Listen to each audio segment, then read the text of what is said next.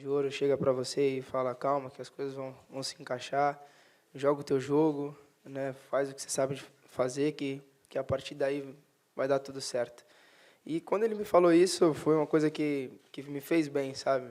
Porque, querendo ou não, sem aquele receio, né, de falar com o seu ídolo, de falar com um cara que você admira. E quando ele te deixa à vontade, você relaxa, né? E você passa a ser você mesmo dentro do campo, dentro dos treinos. E assim aconteceu comigo, né? E hoje em dia a gente tem uma relação maravilhosa, somos amigos. E isso eu acho que ajuda muito dentro do campo, quando você tem um carinho pelo outro, né? De ajudar, de um passe, enfim, quando ele faz um gol. Então a gente fica muito feliz, né? Não só ele, como o Suárez também, que é um grande jogador, é um craque. Então a gente se dá muito bem ali, né? Então um ajuda o outro e em todos os momentos.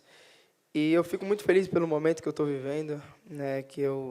Na minha opinião, acho que é o melhor momento que eu estou na minha carreira, fisicamente, em tudo, né? Não de números, eu digo, em sim, jogando futebol.